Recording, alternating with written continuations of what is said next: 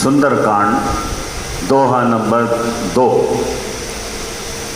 राम काज सब करी हूँ, तुम बल बुद्धि निधान। आशीष दे गई सो हर्ष चलो हनुमान सियापति राम। जय जय राम मेरे प्रभु राम, जय जय राम करो कल्याण राजा राम। मंगल भवते अमंगल हारी, राम जय सिया राम। राम द्रबहु दशरथ अजीर निहारी, राम जय सिया राम। राम निशिचरी एक सिंधु महुरहि, राम जय सिया राम। राम करी माया नभ के खग गयहि, राम जय सिया राम। राम जीव जंतु जे गगन उड़ाई, राम जय सिया राम। राम जल बिलो की दिन के परिछाई, राम जय सिया राम। राम गही छाह सत सोन उड़ाई, राम जय सिया राम। राम एहि विधि सदा गगन चर खाई, राम जय सिया राम। राम सोई छल हनुमान के कीना, राम जय सिया राम। राम तासु कबटु कपि तुरत ही जीना, राम जय सिया राम। राम ताहि मारी मारुत सुत बीरा, राम जय सिया राम। राम बारिद बार गयो मति धीरा, राम जय सिया राम। राम ताहाँ जाई देखी मन सोमा, राम जय सिया राम। राम गुजत चंचरी मधुलोमा, राम जय सिया राम। राम नाना तरु फल फूल सुहाए, राम जय सिया राम। राम खग मृग वृंद देखी मन भाए, राम जय सिया राम। राम सैल विशाल देखी गया, राम जय सिया राम। राम तापर दाई चढ़ऊ भय त्यागे, राम जय सिया राम। उमा न कछु कपि के अधिकारी,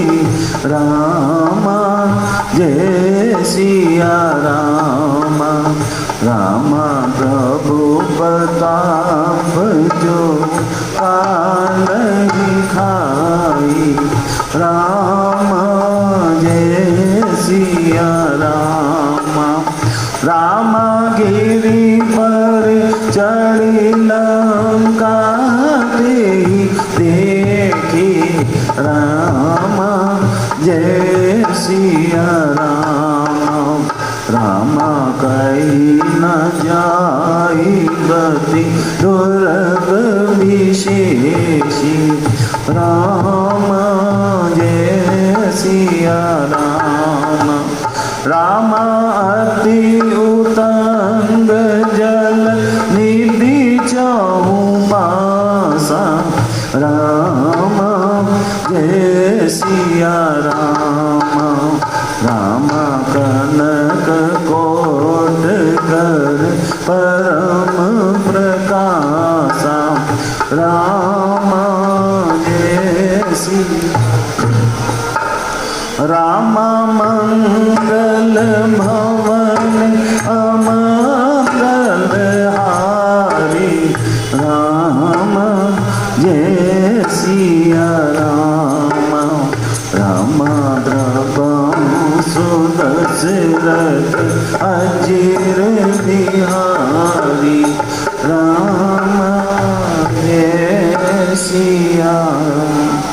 कनक कोट विचित्र मणिकृत सुंदरायत नागना।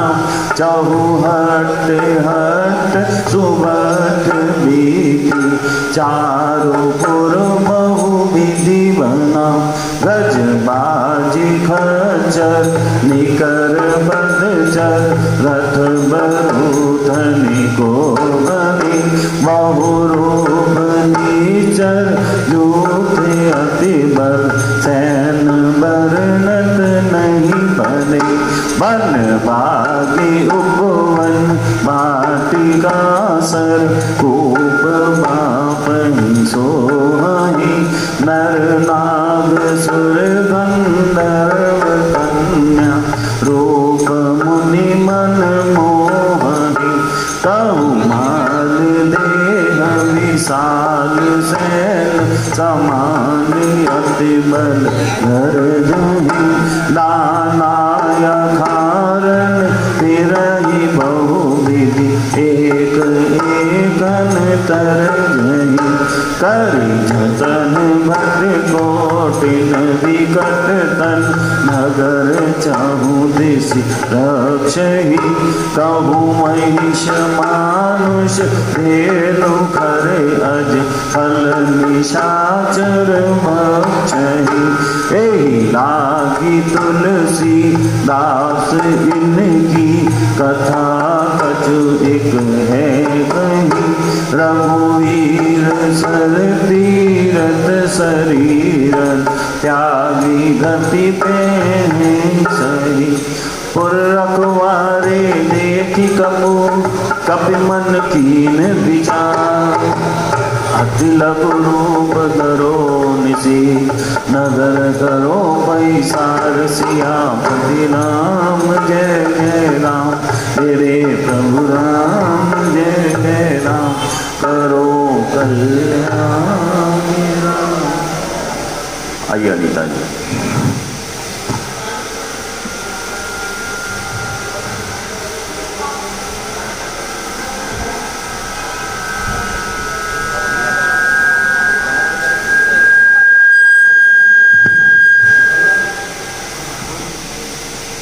जनक सुता जग जननी जानकी। अतिशय प्रिय करुणा निधान की। ताके जुग पद कमल मनावो।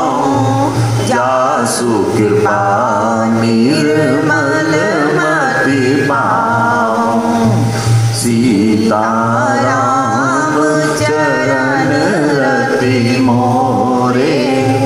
अनुदिन बढ़ायु अनु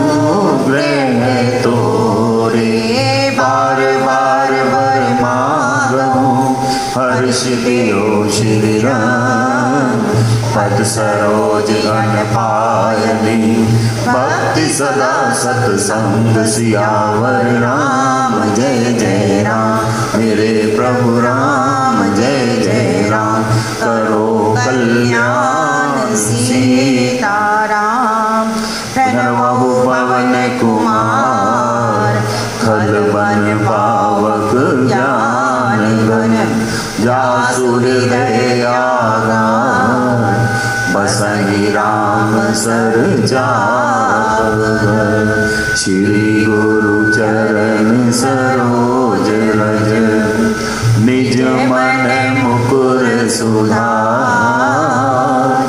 वरनहुँ रघुवर विमल जसु जो दायक फल चाय। बोलिए हनुमान जी महाराज की जय। पूज्यपाद गोस्वामी तुलसीदास जी महाराज की जय। सद्गुरु भगवान की जय। जय सिया राम। जय सिया राम। रामचरितमानस में सुंदरकांड पंचम सोपान में प्रसंग चल रहा है। हनुमान जी सीता जी की खोज के लिए लंका में यात्रा में हैं इस समय।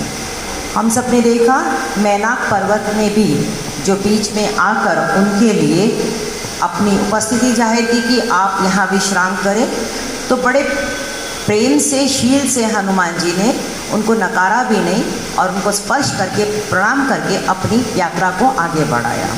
फिर उसके बाद दूसरा जो विघ्न आया वो सुरसा का आया, और सुरसा का भी हमने देखा कि किस तरीके से वो पूरी परीक्षा लेने के लिए ही देवताओं ने उसको भेजा था, बल और बुद्धि की। और अंत में उन्होंने भी जब देख लिया कि बल और बुद्धि में हनुमान जी का कोई मुकाबला नहीं है, तो वो कहती हैं बुद्धि बल मरम तोर में पावा। बुद्धि और बल का मरम वो कहती है मैंने आपका पा लिया। अब यहाँ तोड़ शब्द कहती हैं, ये थोड़ा समझने का है।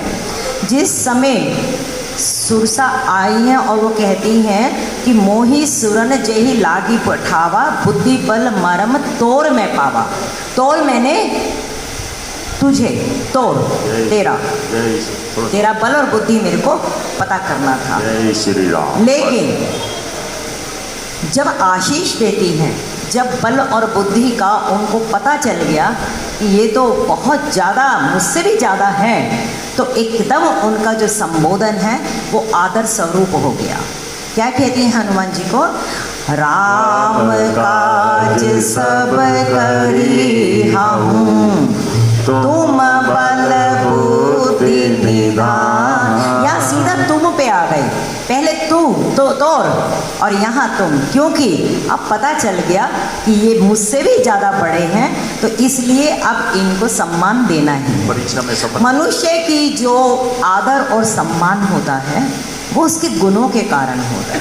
मनुष्य तो देह सबकी ही नश्वर है, लेकिन जो उसमें रहे उसके चरित्र होता है, जो उसमें रहे उसके गुण होते हैं, उसी के कारण ही तो व्यक्ति को सम्मान दिया जाता है। जब यहाँ सुरसा ने देख लिया कि हनुमान जी में बल भी है और बुद्धि भी है, और क्योंकि इन्होंने कहा था हनुमान जी ने कि राम काज करी फिर मैं आओ, कि प्राथमिकता इनकी राम कार्य की थी, तो अब यही आशीष वो भी देती है। राम काज सब करी हो, कि जिस कार्य के लिए आप लंका में जा रहे हैं आप सब कार्य वो करके आए।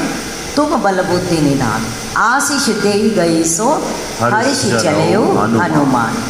थोड़े समय के लिए सुरसा ने जो परीक्षा के लिए रोका हुआ था, हनुमान जी की यात्रा रुकी थी, और अब हनुमान जी फिर हर्षित भाव से आशीष लेकर अपनी यात्रा को आगे बढ़ाते हैं।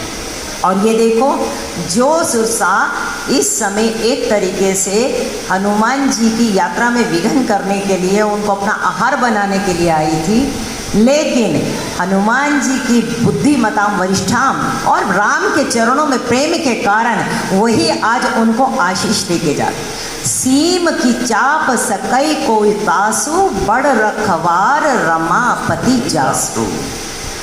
उस व्यक्ति का कोई बुरा नहीं कर पाएगा जिसकी रखवारी स्वयं परमात्मा करते हैं।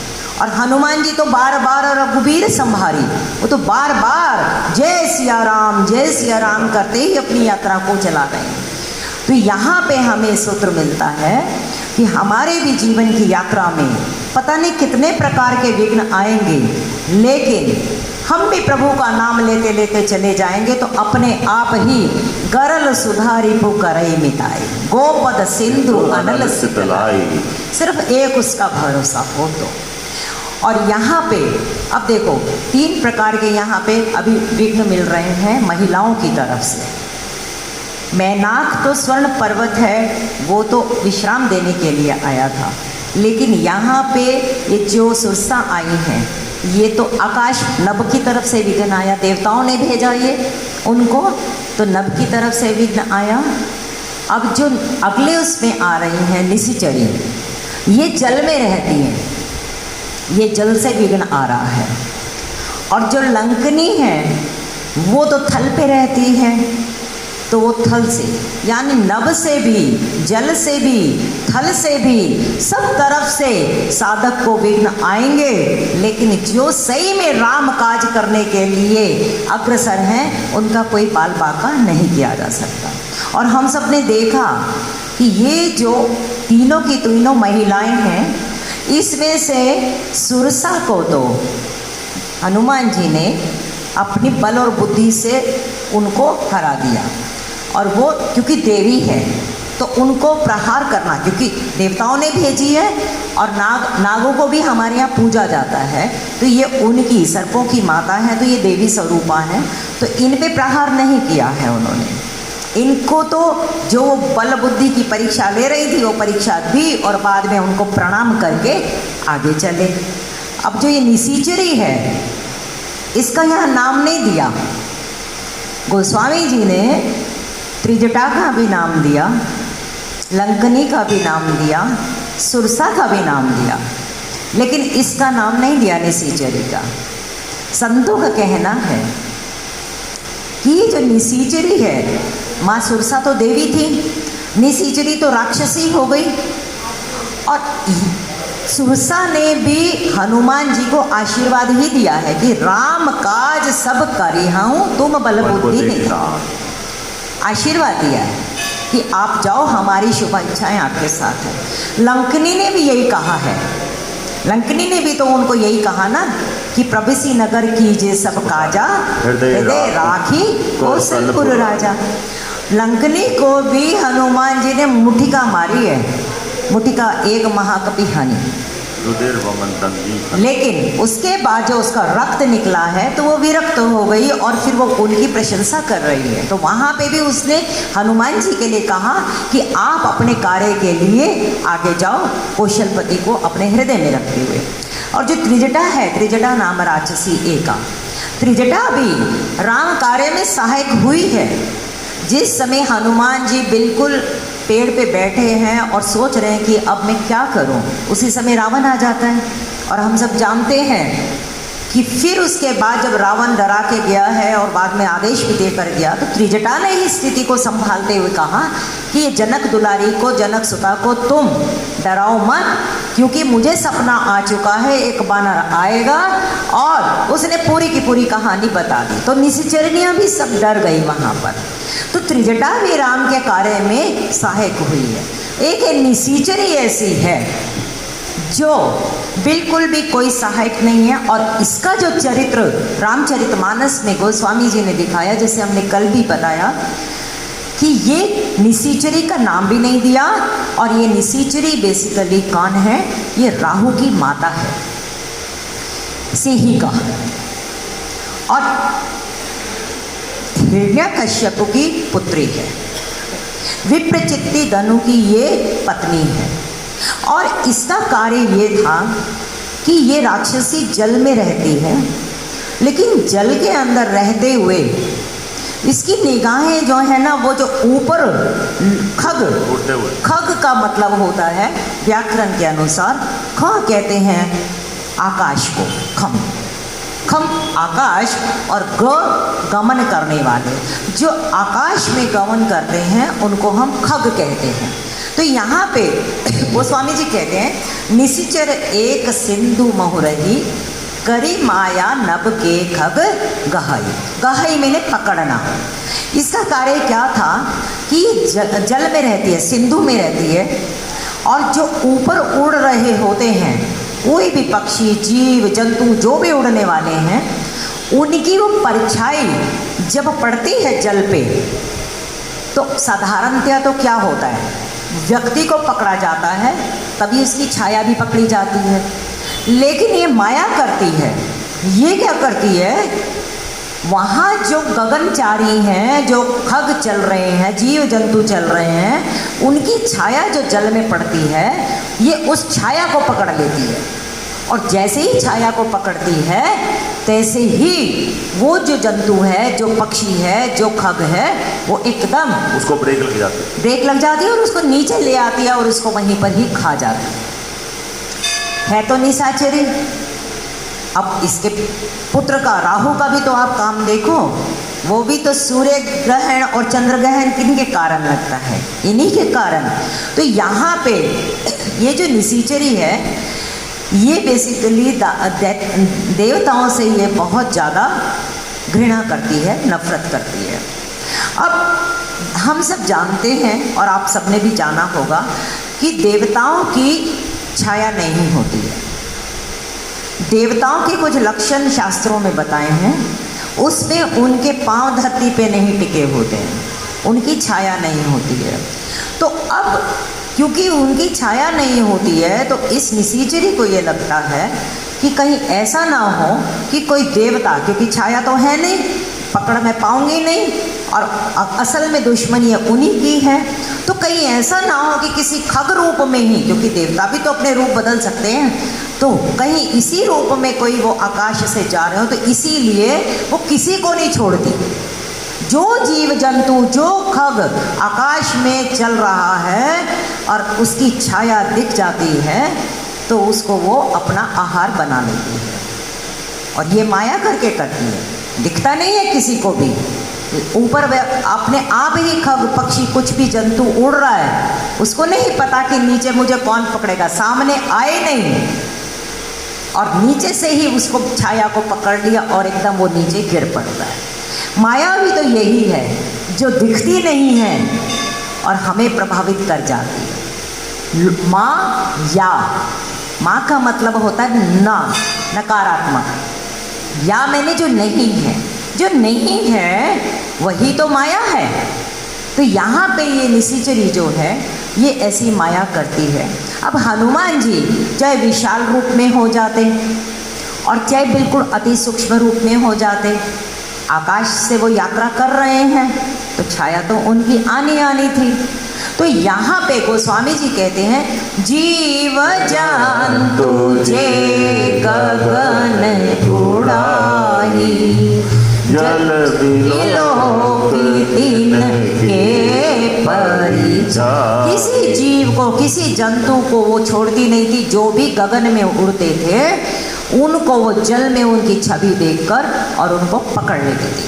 गहाई चाह सक सोना उड़ाई, एही वीर सदा गगन चर खाई। गहाई मैंने पकड़ना, गहाई छाह, उनकी छाह को पकड़ लेती थी, जिससे कि उनकी यात्रा रुक जाए और वो एकदम नीचे गिर जाते थे, और फिर यही विधि सदा गगनचर खाए।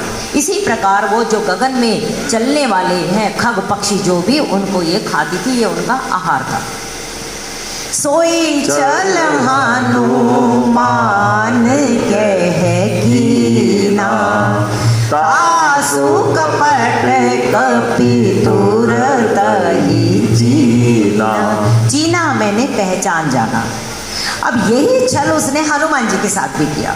हनुमान जी अपनी यात्रा में चल रहे हैं और इसने देखा कि वहाँ पर कोई जा रहा है और उसने हनुमान जी की भी छाया पकड़नी चाहिए, लेकिन इससे पहले कि वो उनकी छाया को पकड़ पाए, हनुमान जी ने उसका कपट जो है पहचान लिया। अब ये है कि जो राम का काज करने जा रहा होगा, भगवान तुम्हारे भक्तों को पग पग पे सहारा मिलता है। तुम इधर बढ़ो या उधर बढ़ो, वो आप इशारा करता है। भगवान अपने भक्तों को पग पग पे वो उनके साथ होते हैं। हमें वो दिखते नहीं हैं, लेकिन कोई हमें चला रहा होता है। गाड़ी चल रही हो, मोटर कार चल रही हो, तो उसमें हमें ज़रूरी नहीं है कि ड्राइवर का चेहरा दिखे, कोई कौन है वो व्यक्ति जो चला रहा है, हमें नहीं पता। पर हमें ये तो पता है कि गाड़ी चल रही है। गाड़ी चल रही है तो इसका मतलब कोई उसमें बैठा है, कोई उसको चला रहा है। हमारे भी इस जीवन की यात्रा में इस गाड़ी को, हमारे इस शरीर को कोई तो चला रहा है। इसीलिए आपने देखा होगा कृष्ण को जब युद्ध के लिए ड्यूटी बांधी गई तो उन्होंने तो कहा था मैं तो कोई युद्ध नहीं करूँगा, मैं कोई शस्त्र नहीं उठाऊँगा। वो बात अलग है। अर्जुन के लिए उन्होंने अपनी उस प्रतिज्ञा को तोड़ा, लेकिन वहाँ पे भी उन्होंने बोला कि ये कोई शस्त्र थोड़ी है, कृष्ण तो कृष्ण है, उनकी तो बात ही अलग है। लेकिन अपने भक्तों के लिए वो क्या नहीं कर सकते हैं। तो यहाँ पे परमात्मा अपने जब भक्तों के लिए सब कुछ करने को तैयार है, तो हनुमान जी ने उसका कपट एकदम पहचान लिया। परमात्मा ऐसा नहीं है कि एक ही व्यक्ति के भीतर होता है, परमात्मा तो सब में बसता है और अपने आप ही पता लग जाता है कि वो व्यक्ति कपट कर रहा है या छल कर रहा है। जितनी जितनी हमारी अंतःकरण की मात्रा शुद्ध होती जाएगी, उतनी उतनी मात्रा में हमें दूसरों के स्वभाव और दूसरों के व्यवहार और दूसरों की मानसिकता समझ में आनी शुरू हो जाएगी। वरना तो हम कहाँ किसी के भीतर में हम जान सकते हैं। हनुमान जी ने उसी समय पहचान लिया कि ये कपट कर रहे हैं। एक तो हनुमान जी बुद्धिमताम वरिष्ठम है, ज्ञानी नाम अग्रगण्यम है, और दूसरा राम के दूत हैं, राम के काज के लिए जा रहे हैं।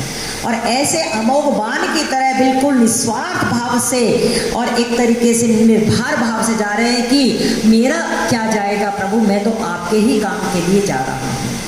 तो उसी समय वो जो कपट उन्होंने पहचाना, तो गोस्वामी जी कहते ताहि मारि मारुत सुत वीरा बारिधि पार गयो मति धीरा।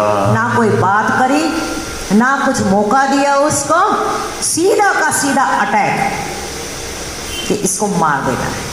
जैसे कल भी बात हुई थी, सुरसा है लोकेशना, अगर अच्छे कामों में लोकेशना चल भी रही है तो इतनी बुरी नहीं है, लेकिन संतों ने इस निसीचरी को ईर्ष्या बताया है। अब जो ईर्ष्यालु लोग होते तो धरती पे हैं, लेकिन ईर्ष्या करते हैं कि कोई उनके साथ वाला ऊपर अगर पहुंच गया हो तो ओहो ये कैसे पहुंच गया ऊपर, है नीचे, उसको तो पकड़ नहीं पाएंगे कि उसको नीचे ले आएंगे, लेकिन उसकी छाह को पकड़कर, छाह मतलब उसके पीछे से बातें बनाकर उसको बिल्कुल निम्न करने की कोशिश होगी कि वो भी हमारे स्तर पे ही आ जाए, क्योंकि अपने में वो गुण विकसित नहीं करने हैं। दूसरे में अगर वो गुण हो चुके हैं या उनको वो चीज़ें संपदा मिल चुकी है तो उसमें उनको इतनी ईर्ष्या रहेगी।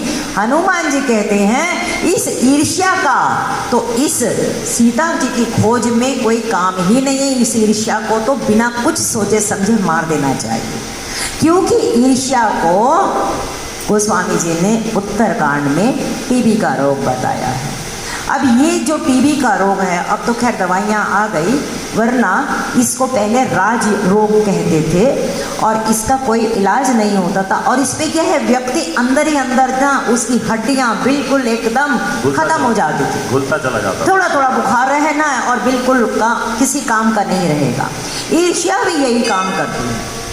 जिसके प्रति ईर्ष्या की जा रही है वो तो आकाश में उड़ रहा है, उसको नहीं पता कुछ भी कि मेरे लिए कौन क्या बोल रहा है। लेकिन जो बैठा है धरती पे वो उसके लिए ईर्ष्या कर रहा है। तो जल कौन रहा है? तुम ही तो जल रहे हो। अपने अंतःकरण को तुम ही तो खराब कर रहे हो, अपना समय तुम ही तो खराब कर रहे हो।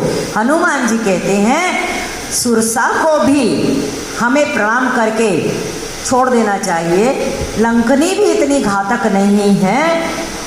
ये जो निशाचरी नाम की है, गोस्वामी जी ने तो इसका नाम ही नहीं डाला, वरना सिंह का नाम डाल सकते थे। बोले ये ऐसे खतरनाक है, इसका नाम ही नहीं डालना चाहिए, ये तो जिंदगी में खत्म हो जाए। क्योंकि ईर्ष्या व्यक्ति को क्या क्या करवा देती है कुछ नहीं पता चलता। अब बहुत सारे आपने घर, महाभारत में भी जो ये इतना बड़ा युद्ध हुआ है उसमें कहीं ना कहीं दुर्योधन की ईर्ष्या ही तो चल रही है। अच्छा भला खांडव प्रस्थ दे दिया गया, बांट दिया गया बिल्कुल, और इतना सुंदर राजसूय यज्ञ किया है युधिष्ठिर ने, जिसमें अग्र पूजा भगवान कृष्ण की हुई है। और उसमें मजे की बात आप देखो कि दुर्योधन की ये मतलब युधिष्ठिर की ये शालीनता कि अपने जो खजाने का पूरा प्रभार था या जो गिफ्ट लेकर आने थे जो बड़े बड़े राजाओं ने युधिष्ठिर के उस राजसूय यज्ञ के अंदर, उनका प्रधान दुर्योधन को बनाया कि जितना कोई बाहर से उपहार लेकर आएंगे, कोई सगन आएगा, जैसे सगन पे बिठा देना कि तुम बैठो, एक तरीके से मान दिया गया। आप ये सोचे जिसको सगन लेने पे बिठाया जाता है वो अपना कोई निजी व्यक्ति होता है और विश्वास पात्र होता है, और दूसरा उसको एक तरीके से सम्मान दिया गया है। लेकिन दुर्योधन की ऐसी कथा महाभारत में आती है कि दुर्योधन वहाँ जब सम्मान ले रहा है, क्योंकि राजसूय यज्ञ ये जो हुआ यज्ञ यहाँ पे, उससे पहले अर्जुन ने और इन सब भाइयों ने बड़े बड़े राजाओं को जीत लिया था और सब राजा बहुत बड़ी बड़ी बहुमूल्य चीजें, वस्तुएं, मणि माणिक, इतना सब कुछ लेकर यहाँ खांडव प्रस्थ में आए। दुर्योधन लेता तो रहा, धृतराष्ट्र को जाकर कहता है कि पिताजी मेरे को देखकर इतनी जलन हो रही है कि इनकी संपदा ऐसे कैसे बढ़ती जा रही है। मैं जलन के मारे मेरा जीवन, मुझे लगता है मैं अपनी आत्महत्या कर लूं। दुर्योधन कहता है जलन ही तो थी। धृतराष्ट्र वहाँ समझाते हैं कि तुम किसी की श्री और लक्ष्मी को देखकर मत जलो, ये ठीक नहीं। जहाँ कृष्ण है और तुम देखो कि वो कितनी शीलवान है, समझाता है धृतराष्ट्र। लेकिन जलन तो जलन है, और उसका साथ शकुनी ने, कर्ण ने, सबने दिया और बुलाया गया जुए के लिए। और फिर अब वो जुए की जो वो तो कथा अलग है, किस तरह उनकी संपदा एक तरीके से पूरी की पूरी खांडव प्रस्थ इतना ज़्यादा संपन्न हो गया था। समस्त व्यापारी, समस्त महाजन लोग वहीं हस्तिनापुर को छोड़कर और यहाँ पर अपना इंद्रप्रस्थ में आकर अपना व्यापार करना शुरू कर दिया। लेकिन एक जलन के कारण उनका राज्य छीना गया। और चलो राज्य छीना तो छीना, राज्य छीना तो छीना, और द्रौपदी की भी जब अवस्था हम सब जानते हैं कैसे चीरहरण हुआ। और फिर युधिष्ठिर जा रहे हैं और फिर भेजा गया कि, और क्योंकि उनको वो सब संपदा वापस कर दी गई थी, क्योंकि कहा गया था कि तुमने द्रौपदी का इतना बड़ा अपमान किया है, ये गलत हुआ है। सबने लानत फेंकी। धृतराष्ट्र को समझ में आई बात। उसने कहा कि अच्छा चलो, मैं तुम्हें सारे के, द्रौपदी को कहा कि तुम जो कुछ मांगना चाहती हो, क्योंकि तुम्हारे साथ ऐसा गलत सलूक हुआ है, मैं तुम्हें सब देता हूँ। धृतराष्ट्र ने सब कुछ वापस लौटा दिया। दुर्योधन को फिर परेशानी हुई, ये क्या हुआ, आपने तो फिर सब कुछ वहां पर लौटा दिया। बीच रास्ते में फिर उस युधिष्ठिर को बुलाया गया, फिर कहा गया कि जुए के लिए तुम्हें बुलाया गया, और सबने मना किया युधिष्ठिर को कि मत जाओ, इसका परिणाम अच्छा नहीं होगा। लेकिन होनी तो होने की रहती है, हम सब जानते हैं। फिर वो आया और फिर उसके बाद उनको दे भेज दिया। मूल में वहाँ ईर्ष्या ही चल रही थी, लेकिन उस ईर्ष्या का परिणाम क्या निकला? उस ईर्ष्या का परिणाम महाभारत निकला, और उसमें नुकसान भी किसका हुआ? अपना ही तो होगा। तो यहाँ पे ये हनुमान जी कहते हैं कि ईर्ष्या जो है ना, इसको तो तुरंत मार देना चाहिए, ना इससे बात करो। सुरसा से बात हुई है, इससे बात है, लंकनी से भी बात हुई है, त्रिजटा के साथ भी वो वहाँ पर उनका बात, लेकिन यहाँ पर बिल्कुल भी इससे बात नहीं किया निशिचरी से। और गोस्वामी जी कहते हैं ताहि मारी मारुत सुत वीरा, बारिधि पार गयो मति धीरा। एकदम मारा है, और यहाँ शब्द पवन सुत नहीं डाला, यहाँ मारुत सुत डाला है। मारुत का मतलब मरुत, और मरुत 49, ये सब देवगण है। तो यहाँ पर वीर मारुत ने मारा है, और यात्रा करते करते अब बिल्कुल निर्विघ्न यात्रा हनुमान जी की लंका के एक शिखर पे पहुंच चुकी है। गोस्वामी जी कहते हैं बारिधि पार गयो मति धीरा। बारिधि मैंने समुद्र, मति धीर मैंने अपनी बुद्धि को बिल्कुल धैर्यवान रखी। किसी भी परिस्थिति में दो ही चीज़ों की आवश्यकता होती है। कभी विकट परिस्थिति हो, एक आदमी को शौर्य रखना चाहिए और एक आदमी को धैर्य रखना चाहिए। यहाँ गोस्वामी जी कहते हैं हनुमान जी मति धीर हैं और पहुंच गए लंका। पार कर। अब जैसे लंका पहुंचे हैं, उनकी फ्लाइट लैंड कर चुकी है वहाँ पर एक शिखर पे, और जब पहुंचे हैं तो सबसे पहले उन्होंने क्या देखा? वो स्वामी जी क्योंकि साथ साथ हैं तो वो पूरा का पूरा रिपोर्टिंग वहाँ से करके जो बता रहे हैं, तहाँ जाई देखी वन शोभा, गुंजत चांचरी मधुलोभा। कहते हैं लंका बहुत सुंदर थी, मैं दानव ने बनाई थी, और ये रावण के लिए नहीं थी, यक्षों की थी, कुबेर की थी, लेकिन अपहरण वृत्ति तो अपने भाइयों को भी नहीं छोड़ती है, उससे भी इसने अपहरण करके ये लंका को छीन लिया। तो जब पहुँचे हनुमान जी तो जिस वहाँ पर्वत पे उन्होंने अपना एकदम पाँव रखा है, तो एक बार को तो उनको लगा कि जिस पर्वत से वहाँ से चला था वो तो पाताल में चला गया था, और ये यहाँ पर अब मैं लैंड करूँ तो कहीं ऐसा ना हो ये भी गया तो फिर काम आगे का कैसे चल पाएगा। तो हनुमान जी ने, क्योंकि उनके पास तो अनिमा, लघिमा, गरिमा, महिमा सब प्रकार की सिद्धियाँ हैं। हवाई जहाज नीचे उतरता है तो हल्का हो जाता है, हल्का। तो उन्होंने अपना बिल्कुल एक तो लघु रूप है और दूसरा बिल्कुल हल्का एक स्वरूप उन्होंने लैंड किया है वहाँ पे, और सबसे पहले समुद्र के पास ही पर्वत पे है। तो ये ऐसे यहाँ दिखाया जा रहा है कि सबसे पहले वहाँ पे वन की शोभा को निहारा है। अब कोई किसी की नगरी में जाएगा तो सबसे पहले तो वो एकदम ही तो अंदर नहीं घुस जाएगा ना, जो बाहर का माहौल होगा वही तो देखेंगे। हनुमान जी के साथ गोस्वामी जी भी हैं, और वो क्या कहते हैं, कहाँ जाई देखी वन शोभा। बहुत सुंदर, और लंका सच में बहुत सुंदर है, और इसका वर्णन अभी आगे आएगा। और कहते हैं जैसे ही थोड़ा आगे पहुँचे, सुंदर सुंदर वनों की शोभा, और आगे पहुँचे, थोड़ी यात्रा आगे बढ़ रही है, गुंजत चंचरीक मधुर लोभा। चंचरी कहते हैं भंवरों को। इतने फूल हैं वहाँ पे, और उन फूलों पे भंवरे मंडरा रहे हैं, गुंजार कर रहे हैं, आनंद मिल रहा है वहाँ पे। अच्छा लगा हनुमान जी को।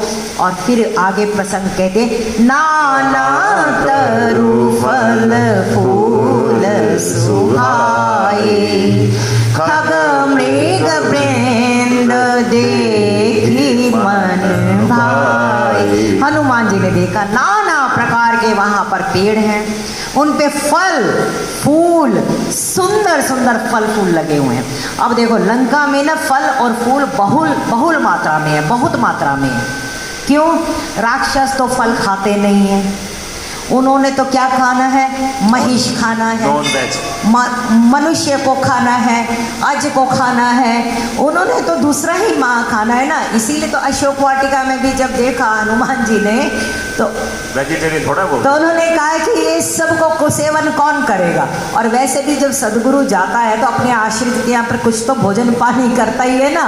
तो उन्होंने कहा कि माँ मुझे भूख कि माँ पूछती है बेटा तू इतनी लंबी यात्रा करके आया, तेरे को कोई रास्ते में खिलाने वाला नहीं मिला? कहते माँ सारे खाने ही वाले मिले, खिलाने वाला या खिलाने वाला तो कोई नहीं था।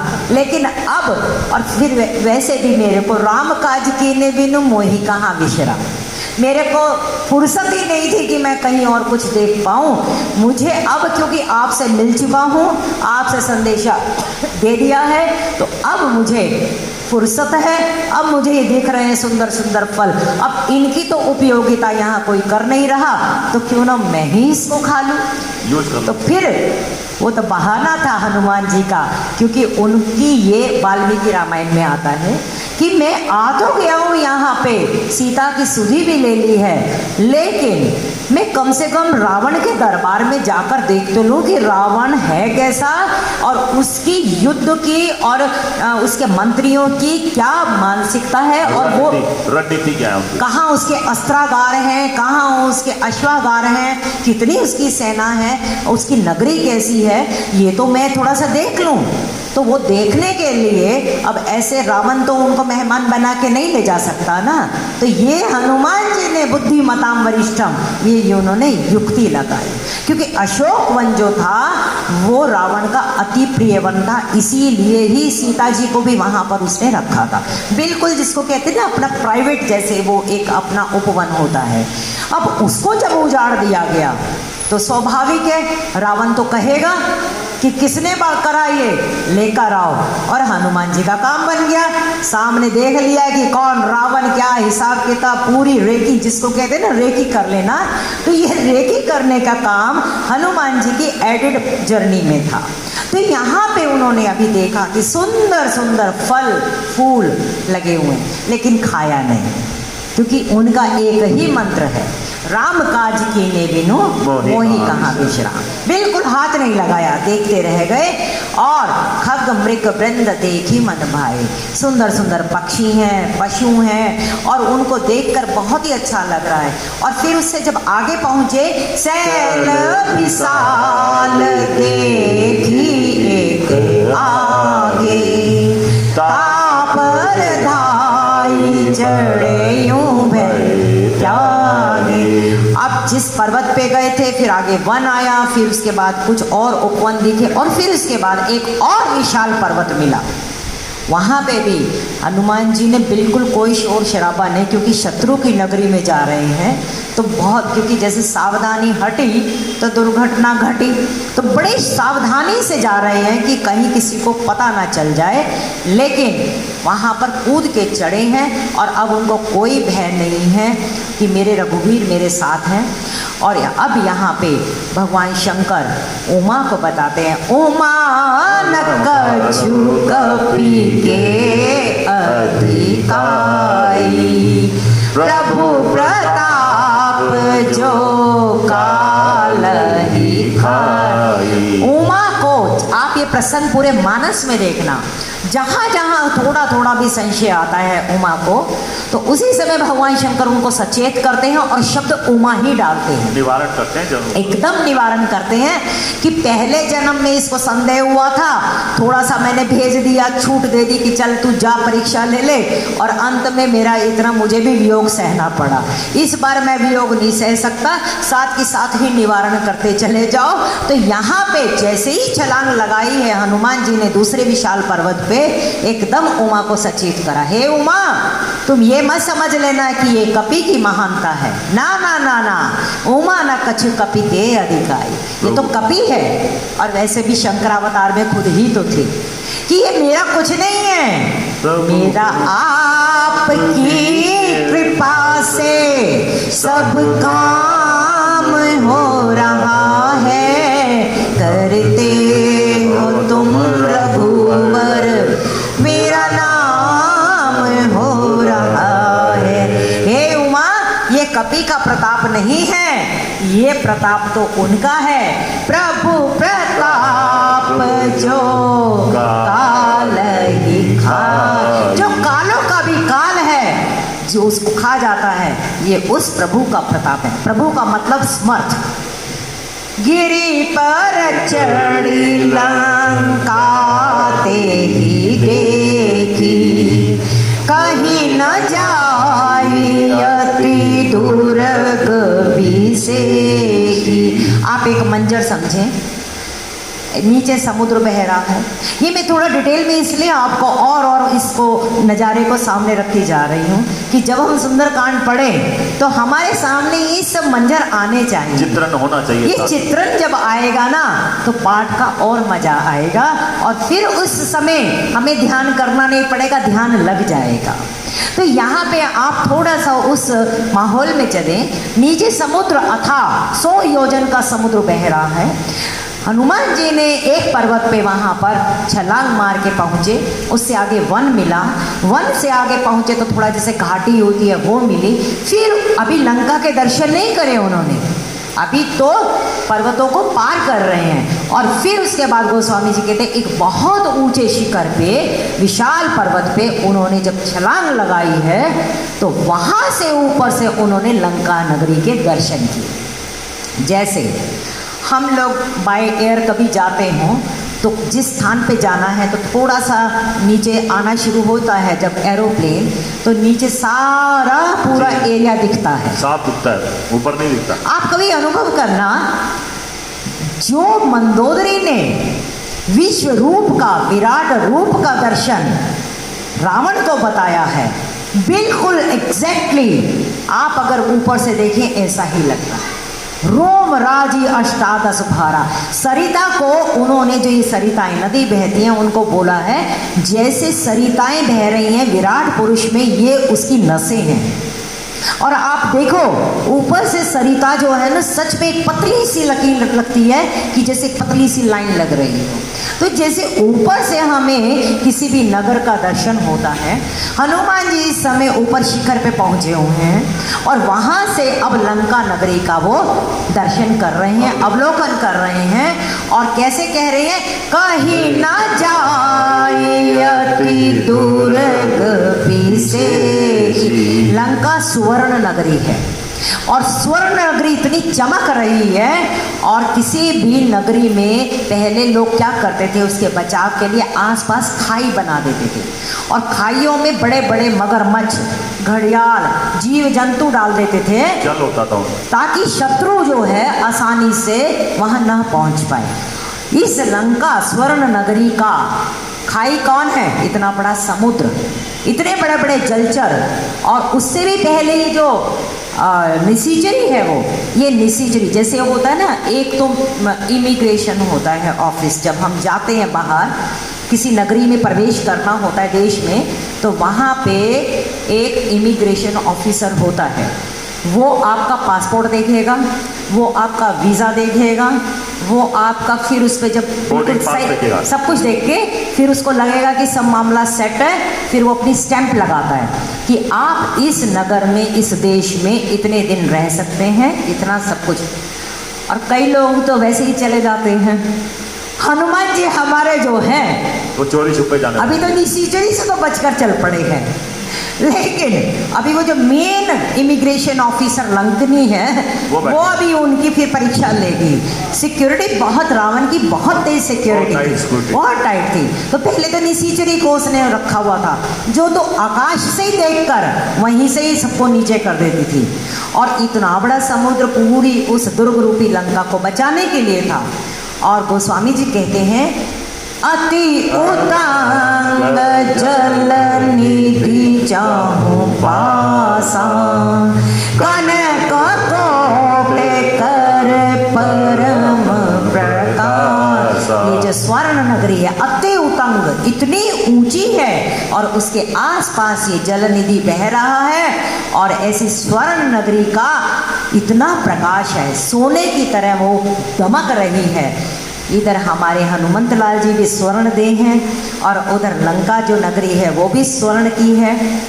और मुझे लग रहा है कि अब समय भी हो गया है, आज हनुमान चालीसा वगैरह सब होगा, क्योंकि ये छंद में थोड़ा समय लगेगा, वो रोज ही होता है वो तो अगर कहें तो इस छंद को हम कल कर लें। कोई बात नहीं, कल कर लें, क्योंकि एक दिन और सही हनुमान चालीसा। हाँ नहीं कहे तो 5 मिनट में कर लेते हैं। करो आप इच्छा। तो कनक कोट परम प्रकाशा, कहते हैं कि जो सोने का कोट है परम प्रकाशित है। और गोस्वामी जी की ये एक बहुत सुंदर एक काव्य शैली है। जैसे हम एक वो बनाते हैं ना, सीढ़ियाँ बनाते हैं, तो जब सीढ़ी बनाते हैं तो उसके ऊपर की जो सीढ़ी बनानी होती है तो नीचे वाली सीढ़ी पे ही ईंट रखकर थोड़ा हिस्सा करके फिर ऊपर वाली सीढ़ी बनाई जाती है। ऐसे ही गोस्वामी जी जहाँ भी छंद लेकर आते हैं, आप ये देखो उससे पहले वाली जो चौपाई की अर्धाली होगी उसमें उस शब्द को जरूर वो डाल देंगे। जैसे कनक कोट, अब यहाँ जब बोला है कनक कोट कर परम प्रकाश, तो छंद कहाँ से शुरू हो रहा है? कनक कोट विचित्र मणिकृत सुंदरायत नांगना चौहट हट सुभट भीति चारुपुर बहुबिधि बना गज बाजी खच्चर निकर पदचर रथ बरूथनि को गाने बहुरूप निशिचर जूथ अति बल सेन परिणत नहीं बने। अभी ये ऊपर से ही अवलोकन हो रहा है अभी लंका नगरी का। और क्या देख रहे हैं हनुमान जी? कनक कोट विचित्र अद्भुत, इतना विचित्र रूप से उसकी सज्जा हो रखी है इस लंका रूपी नगरी की। कहते हैं बहुत सुंदर लंका नगरी थी, भोग की भी अत्यंत वहाँ पर वस्तुएं थी और ऐसी ऐसी मनियाँ थी जहाँ जहाँ से, जैसे लोग कोई अपनी कोठी बनवाता है, कोई मकराने से संगमरमर मंगवा रहा है, कोई इटालियन संगमरमर मंगवा रहा है। रावण की तो क्या कहे ना, उसने तो जहाँ जो अच्छा देखा वहीं से इकट्ठा करके अपनी लंका को उसने हरण किया उसने तो। हाँ, तो उसने सजाया हुआ है। लेकिन हरण करके तुम अपने घर को सजाओगे तो वहां शांति तो नहीं होगी, भक्ति आकर भी शांति नहीं हो पाएगी। वहाँ पर सुविधाएं होंगी लेकिन आनंद नहीं होगा। तो यहाँ पे कनक कोट विचित्र मणिकृत सुंदरायतना घना, सबके घर इतने सुंदर, इतना अच्छा लग रहा है। चौहट हट सुबट भीति चारुपुर बहुबिधि बना। चौहट मैंने चौराहा, चौराहा हट जिससे शब्द हट्टी आया, हट मैंने बाजार, चौराहे इतने सुंदर सुंदर हैं, बाजार इतने सुंदर सुंदर है। चौहट सुबट, सुबट मैंने सुंदर मार्ग हैं, गलियां अत्यंत सुंदर हैं और उस नगर को इतना सुंदर सजा रखा है कि उसको कोई मतलब उसका वर्णन नहीं किया जा सकता। गज बाजी, गज मैंने हाथी, बाजी मैंने अश्व, खच्चर, निकर पदचर, रथ बरूथन को बने। वहाँ पर हाथी हैं, घोड़े हैं, खच्चर हैं, रथ हैं, पैद, इतना सा, क्योंकि ऊपर खड़े हुए देख रहे हैं ना तो सब उनको देख रहा है कि उनकी गिनती नहीं की जा सकती, इतनी लंका में वहां पर है। और उसके बाद बने बाग ऊपर बने बाटिका सर कूप बापी सोहही नर नाग सुर गांधर्व कन्या रूप मुनि मन मोहही कहु माल देह विशाल सैल समाने अति बल गरजही नाना अखार न बिरही बहुविधि एक एकन तरज। सुंदर सुंदर वन है, बाग हैं, उपवन है, वाटिकाएं हैं, सरिताएं हैं, कुएं हैं, तालाब हैं। और उसके बाद क्या कहते हैं? नरों की, मनुष्यों की, नागों की, गंधर्वों की, देवताओं की, मुनियों की जितनी सुंदर सुंदर कन्याएं हैं वो सब वहाँ पर लंका में विराजित है। जहाँ से सुंदरी दिखी वहीं से उठा लाए। और यह अकेला रावण ही नहीं, कहते हैं ना यथा राजा तथा प्रजा, तो वहाँ के लोगों का भी यही था। तो वहाँ पे कहते हैं हर प्रकार की सुंदर सुंदर ऐसी कन्याएं थी जो मन को मोहने वाली थी। अंगद को पता था ये सब बातें, अंगद को इसीलिए डर था कि जाऊंगा तो मैं वापस शायद ना आ पाऊँ। वहाँ पर इतना वैभव और विलास है। देखो जहाँ सोना होगा ना, एक तो वहाँ पर वैसे ही सोना होगा, मस्ती में खाओ और लड़ो, खल होंगे वहाँ पर। और जहाँ सोना होगा वहाँ उतनी शांति नहीं होगी। ये लंका सोने की है, वैभव बहुत है, बहुत सब यहाँ पर सुविधाएं हैं, लेकिन शांति नहीं है। कहूँ माल देह विशाल, माल मैंने मल, इतनी इतनी इनकी विशाल देह है और इतना उनमें बल है और अकारण ही गरजते हैं। आ तो मुझसे लड़, आपस में ललकार ललकार के एक दूसरे को, वहाँ कहते इतने अखाड़े हैं, इतने पहलवान हैं। अब देखो जहाँ खूब संपदा होती है, काम धंधा तो वहाँ कुछ करना नहीं, खाते रहना है सारा दिन। अब जब खाएंगे तो फिर उसके बाद क्या करेंगे, जिम जाएंगे, सारा दिन तो सोएंगे या मस्ती लेंगे, लेकिन फिर 2 घंटे जाकर उसी खाए हुए को निकालेंगे। यही अवस्था यहाँ बताई है। इतने इतने अखाड़े बने हुए हैं वहाँ पे और देह सबकी विशाल है और सब आपस में उस बल के कारण एक दूसरे को ही ललकारते हैं, मल्ल युद्ध करते हैं, मल्ल युद्ध करते हैं कि और किसी से क्या लड़ने जाना, आजा तुझे ही मैं अपना दिखाता हूँ मुझ में कितना दम है। और फिर उसके बाद करी जतन भटे कोटिन विकट तन नगर चामुंडी सिर छही कहु महिषे मानुष धेनु घर यज खल निशाचर बचई। भयंकर शरीर वाले जो करोड़ों योद्धा हैं वो इस पूरी नगरी की चारों दिशाओं से रखवाली कर रहे हैं। और गोस्वामी जी ने एकदम देखा कि इतना इनमें ये दिखा रहे हैं बल, खाते क्या हैं, तो उस खाने का यहाँ पे जो वर्णन बताया है, कहूँ महिष, महिष कहते हैं भैंस को, महिष मानुष मनुष्य, धेनु गायों को, खर गधे को, अज बकरे को, ये सब खल, ये निशाचर, इनका यही भोजन।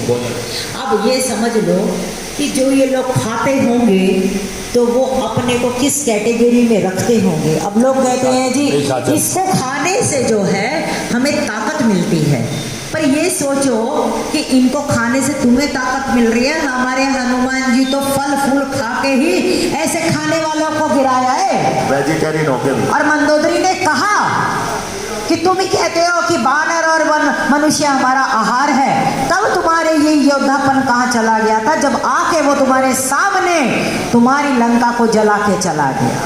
तो ये सब कहने की बातें हैं कि ये खाने से, बल्कि बहुत सुंदर 2 मिनट सिर्फ और लंका कांड में प्रसंग आता है कि कुंभकर्ण को जब जगाने के लिए रावण जाता है तो उस समय कुंभकर्ण उसको समझाता है और ये कहता है कि विभीषण ने तो बहुत अच्छा किया, चला गया।